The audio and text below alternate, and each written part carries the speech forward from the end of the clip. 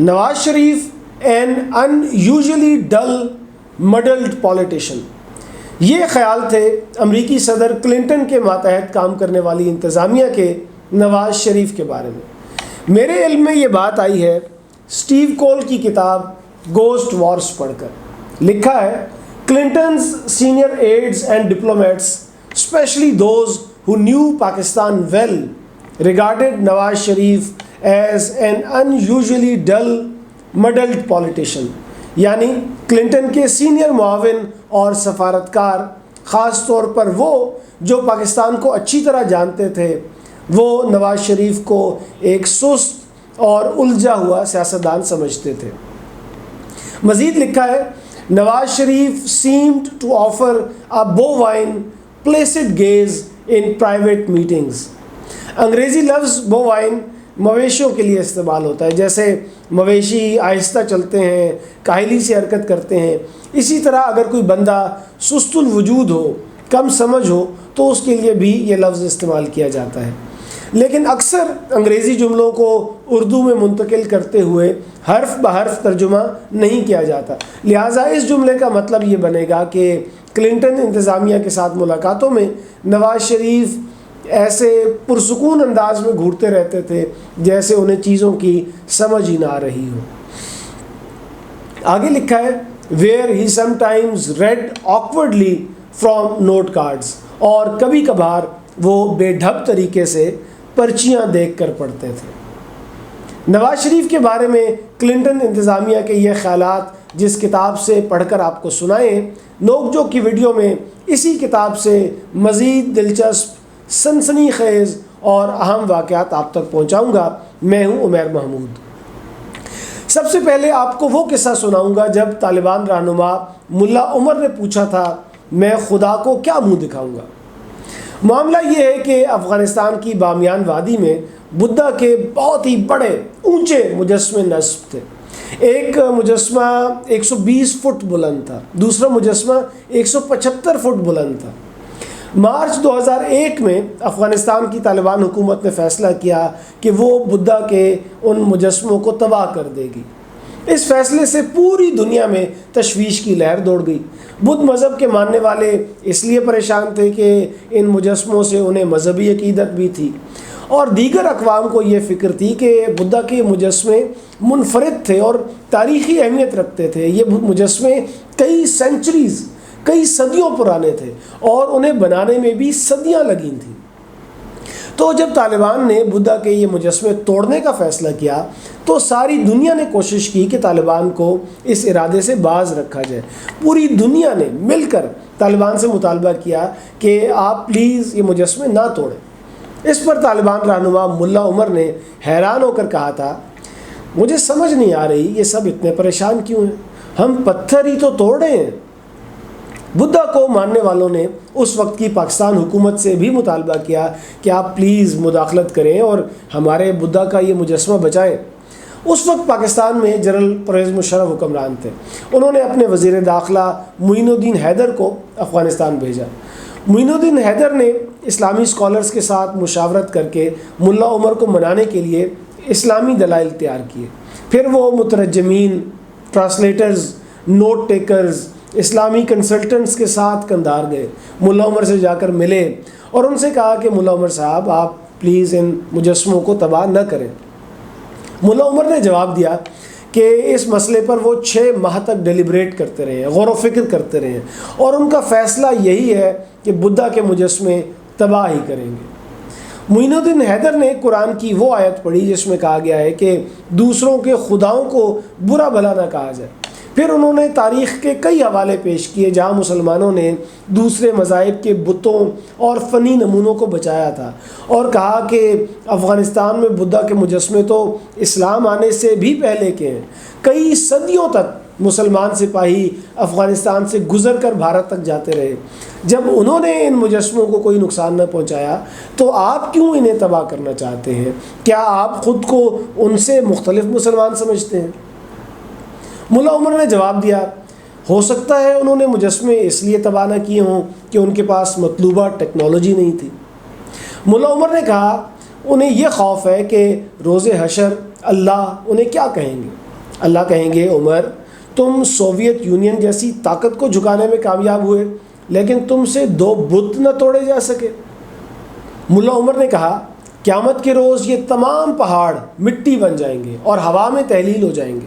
اس روز اگر یہ بت اسی شکل میں اللہ کے پاس پہنچ گئے تو ملا عمر خدا کو کیا منہ دکھائے گا۔ یوں پوری دنیا کی کوششیں رائے گاں گئیں، وہ مجسمے توڑ دیے گئے۔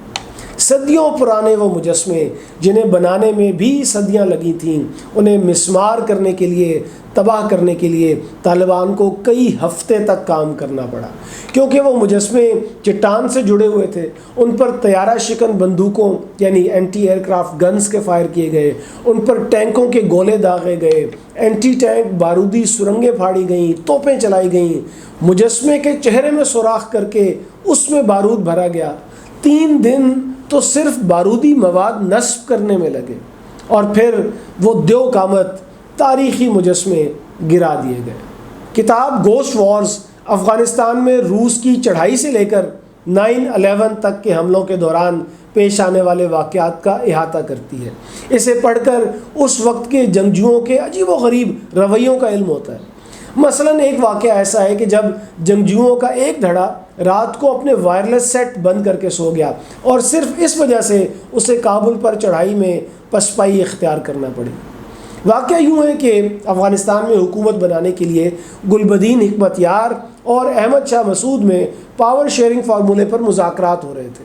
یہ بات ہو رہی تھی کہ دونوں رہنما ایک کمپرومائز کے ذریعے کابل پر مشترکہ کنٹرول حاصل کریں، لیکن گلبدین حکمت یار اس کے لیے تیار نہیں تھے۔ کتاب میں اس تمام واقعے کے عینی شاہد ایک عرب صحافی کے حوالے سے لکھا ہے کہ حکمت یار نے اکیلے ہی کابل پر قبضہ کرنے کا منصوبہ بنا لیا تھا اور تمام تیاری بھی کر لی تھی، یہاں تک کہ گاڑیاں بھی دھلوا لی گئی تھیں تاکہ جب وہ کابل میں داخل ہوں تو گاڑیاں چمک رہی ہوں۔ لیکن ان جنگجوؤں کی ایک عجیب عادت تھی۔ عرب صحافی کے مطابق گلبدین حکمت یار اور ان کے ساتھی رات کو جب سوتے تھے تو اپنے وائرلیس سیٹس آف کر دیا کرتے تھے، تو اس رات بھی وہ وائرلیس سیٹس بند کر کے سو گئے۔ صبح اٹھے، فجر کی نماز ادا کی، حکمت یار نے ایک طویل دعا مانگی اور اس کے بعد جب وائرلیس سیٹس آن کیے گئے تو یہ خبر ملی کہ احمد شاہ مسعود نے رات کو ہی کابل پر چڑھائی کر دی تھی اور رات کو ان تک یہ پیش رفت اس لیے نہ پہنچائی جا سکی کہ ان کے وائرلیس سیٹس بند تھے۔ اب وہ واقعہ سنیے جب اسلام آباد میں CIA اسٹیشن چیف نے اپنے آفس کی لائٹ آف کی۔ اس کتاب کے مطابق اسلام آباد میں امریکہ اور روس کا سفارت خانہ بالکل آمنے سامنے تھے۔ اس سے بھی دلچسپ بات یہ ہے کہ امریکی سفارت خانے میں CIA کے لیے مختص کمرہ 3رے فلور پر تھا اور روسی خفیہ ایجنسی KGB کا کمرہ بھی 3رے فلور پر ہی تھا۔ اسلام آباد میں CIA اسٹیشن چیف تھے ملٹن بیئرڈن۔ وہ روزانہ رات کو اپنے دفتر کی لائٹ جلتی چھوڑ جاتے تھے اور کسی جگہ پر یا کسی تقریب میں ان کی جب KGB والوں سے ملاقات ہوتی تھی تو وہ انہیں چھیڑنے کے لیے کہتے تھے کہ میں روس کو گرانے کے لیے دن رات محنت کر رہا ہوں، مطلب اسی وجہ سے رات کو بھی میرے دفتر کی لائٹ جلتی رہتی ہے کہ میں کام کر رہا ہوتا ہوں روس کو گرانے کے لیے۔ پھر روس کو افغانستان میں شکست ہوئی اور 15 فروری 1989 کو آخری روسی فوجی بھی افغانستان سے چلا گیا تو اس رات ملٹن بیئرڈن نے اپنے دفتر کی لائٹ آف کر دی۔ کتاب میں درج اس واقعے نے بھی مجھے بہت متاثر کیا جب حالات خراب ہونے پر افغان صدر نجیب اللہ کے پاس ملک سے بھاگنے اور اپنی جان بچانے کی پیشکش موجود تھی، لیکن ان کی بیگم نے انکار کر دیا۔ یہ تب کی بات ہے جب روس کو اندازہ ہو گیا تھا کہ اب وہ افغانستان پر اپنا تسلط برقرار نہیں رکھ سکے گا اور نجیب اللہ کی حکومت ختم ہو جائے گی۔ تو روسی وزیر خارجہ اور خفیہ ایجنسی KGB کے چیف جا کر نجیب اللہ اور ان کی بیگم سے ملے اور انہیں یہ پیشکش کی کہ آپ ماسکو آ جائیں، ہم آپ کو وہاں پناہ بھی دیں گے اور رہنے کے لیے ایک گھر بھی دیں گے۔ یہ وہ موقع تھا جب روس کا افغانستان سے جانا بھی ٹھہر چکا تھا اور آئندہ کے حالات بھی خاصے ناخوشگوار دکھ رہے تھے۔ ان حالات میں روس میں پناہ اور رہائش گاہ کی پیشکش سے انکار کرنا اپنی جان کو خطرے میں ڈالنے والی بات تھی، لیکن اس وقت نجیب اللہ کی بیگم نے کہا ہم اپنے اسی گھر کی دہلیز پر مر جانا پسند کریں گے، لیکن اپنے لوگوں کو اس مشکل میں چھوڑ کر ان کی نظروں سے گرنا ہمیں منظور نہیں۔ ہم اپنے آخر تک یہیں رہیں گے، چاہے وہ آخر خوشگوار ہو یا تلخ ہو۔ اور پھر ایسا ہی ہوا۔ نجیب اللہ نے وہ پیشکش ٹھکرا دی، وہ افغانستان میں ہی رہے اور 27 سپتمبر 1996 کو قتل کر دیے گئے۔ کتاب گوسٹ وارز میں ان واقعات کی بھی تفصیل ہے کہ اسامہ بن لادن کس طرح امریکی خفیہ ایجنسی CIA سے رابطے میں آئے، کس طرح کچھ وقت کے لیے اسامہ بن لادن اور CIA ایک ہی مقصد کے لیے کام کرتے رہے، اور پھر کس طرح امریکہ کے لیے موسٹ وانٹڈ، سب سے مطلوب شخص بن گئے۔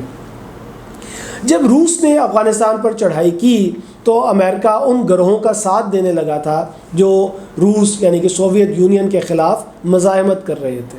امریکہ ان گروہوں کو رقم دے رہا تھا، ہتھیار دے رہا تھا اور جنگی تربیت بھی دے رہا تھا، اور یہ تمام سرگرمی پاکستانی خفیہ ایجنسی ISI کی مدد سے کی جا رہی تھی۔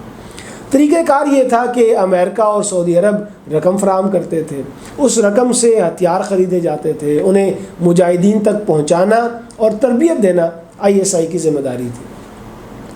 اس وقت سعودی عرب کا ایک امیر شیخ بھی CIA سے رابطے میں آیا جس کا نام اسامہ بن لادن تھا۔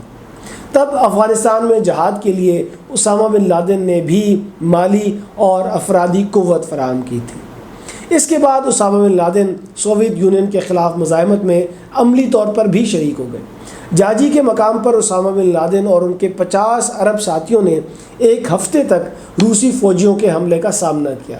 ان کے 12 کے قریب ساتھی زخمی ہوئے، خود اسامہ بن لادن زخمی ہوئے۔ اس کے بعد سے اسامہ کی پہچان بننا شروع ہوئی۔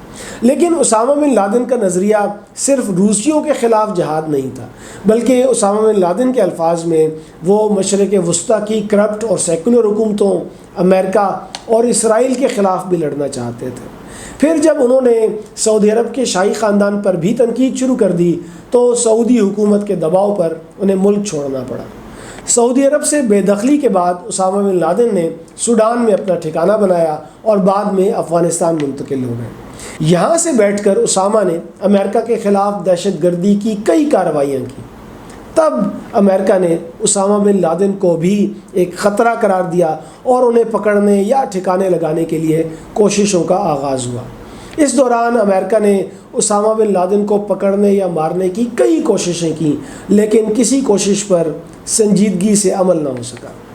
اسامہ کو پکڑنے کے لیے یا انہیں مارنے کے لیے امریکہ نے جو منصوبے بنائے ان کی تفصیل بھی بہت دلچسپ ہے۔ اسامہ بن لادن قندھار میں جس جگہ رہائش پذیر تھے، کتنی ہی بار تو اسے نشانہ بنانے کا سوچا گیا۔ 1998 میں نواز شریف دور میں پاکستان کی طرف سے یہ تجویز بھی پیش کی گئی کہ فوج کے اسپیشل سروسز گروپ سے ریٹائر ہونے والوں کی ایک ٹیم بنائی جائے گی، یعنی ریٹائرڈ کمانڈوز کی ایک ٹیم بنائی جائے گی جو اسامہ بن لادن کو پکڑنے کے آپریشن میں حصہ لے گی۔ پھر اس تجویز پر عمل بھی ہوا، یعنی ریٹائرڈ کمانڈوز کی ایک ٹیم بنائی گئی، اس ٹیم کو تربیت بھی دی گئی، لیکن اسامہ کے خلاف کوئی بھی آپریشن نہ کیا گیا۔ ایک بار CIA نے ISI سے کہا کہ ایسا کرتے ہیں کہ آپ اسامہ بن لادن سے کہیں کہ ذرا قندھار ایئرپورٹ تک آئیں، آپ کو ایک بات بتانی ہے۔ جب اسامہ قندھار ایئرپورٹ پہنچے تو وہاں ISI کے بجائے CIA ایجنٹس موجود ہوں اور وہ اسامہ کے خلاف آپریشن کر دیں، لیکن حکومت پاکستان نے یہ تجویز ماننے سے انکار کر دیا۔ یہ بھی سوچا گیا کہ افغان سرحد کے قریب ایک جعلی ٹیلی ویژن ٹاور لگایا جائے گا جس میں لانگ رینج کیمرے نصب ہوں گے اور ان کی مدد سے اسامہ بن لادن پر نظر رکھی جائے گی، اور پھر ان کی موجودگی کی جب حتمی اطلاع ملے گی تب ان کے خلاف آپریشن کیا جائے گا۔ کتاب میں یہ بھی لکھا ہے کہ بے نظیر کے خلاف تحریک عدم اعتماد کے لیے ISI نے بھی اسامہ بن لادن سے رقم مانگی تھی۔ اس رقم سے بے نظیر کے حامی قانون سازوں کو خریدا جانا تھا۔ کتاب کو پڑھ کر یہ بھی معلوم ہوگا کہ افغانستان میں طالبان کس طرح غالب آئے، اس میں سعودی عرب اور پاکستان کی مدد کس طرح شامل رہی۔ اگر آپ سانحہ 9/11 کو جنم دینے والے محرکات سمجھنا چاہتے ہیں، دہشت گردی کو روکنے میں CIA کی پے در پے ناکامیوں کی تفصیل جاننا چاہتے ہیں، CIA اور ISI میں بد اعتمادی کی داستانیں پڑھنا چاہتے ہیں، تو سٹیو کول کی یہ کتاب گوسٹ وارز ایک مستند اور جامع کتاب ہے۔